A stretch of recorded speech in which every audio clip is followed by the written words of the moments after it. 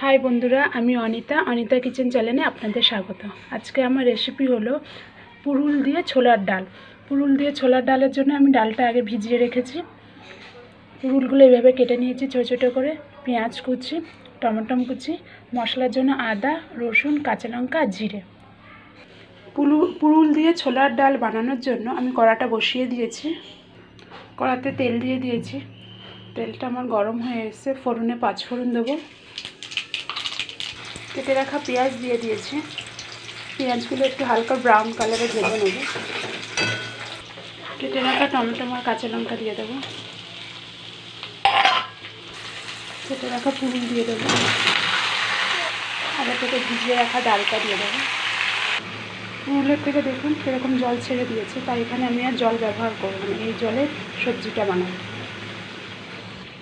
স্বাদ অনুযায়ী লবণ, হলুদের গুঁড়ো 1 চামচ, কাশ্মীরি গুঁড়ো লঙ্কা 1 চামচ, বেটে রাখা মশলা। এবার আস্তে আস্তে ডালটাও সেদ্ধ হবে আর পুরুলগুলো আলো গলে যাবে। সামান্য পরিমাণে চিনি দিয়ে দিলাম। দেখুন আমি এর মধ্যে 1 ফোঁটাও জল ব্যবহার করিনি, তাও কত জল বেরিয়ে গেছে। আমার রেসিপিটা প্রায় কমপ্লিট। ছোলার ডাল দিয়ে পুরুলের রেসিপিটা আমার রেডি হয়ে গেছে। রেসিপিটা যদি ভালো লেগে থাকে তাহলে প্লিজ আমাকে একটা লাইক, শেয়ার, কমেন্ট আর সাবস্ক্রাইব করুন।